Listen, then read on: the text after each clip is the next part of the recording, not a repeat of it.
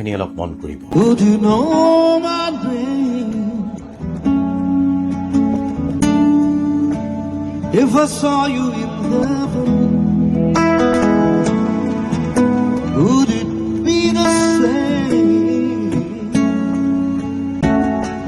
if I saw you in heaven?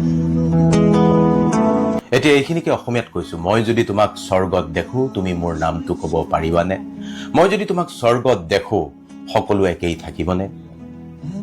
Eric ক্লিপ্টন আৰু will জেনিংছৰ লিখা tears in heaven গীতটোৱে ছিংগাপুৰত শেষবাৰৰ বাবে গাইছিল জুবিন গাৰ্গে।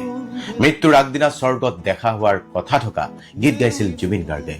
এৰিক ক্লিপ্টনে 4 বছৰীয়া পুত্ৰৰ মৃত্যুৰ পিছত এই গীত লিখিছিল, কথা লিখিছিল, আৰু জুবিন গাৰ্গে গোৱা এই গীতটো কাকতলীয়ভাৱে মিলি গৈছে নেকি জুবিন গাৰ্গৰ নিজৰ প্ৰেক্ষাপটত। কাকতলীয় যদিও গীতটোৱে কোনো সংকেত আছিল নেকি জুবিন গাৰ্গৰ বাবে। আৰু এৰিক ক্লিপ্টনৰ গীতটোৰ শেষত কি আছে জানে? Beyond the door dear is peace I am sure. দুৱাৰৰ সিপাৰে শান্তি আছে মই নিশ্চিত। And I know' there will be no' tears in heaven.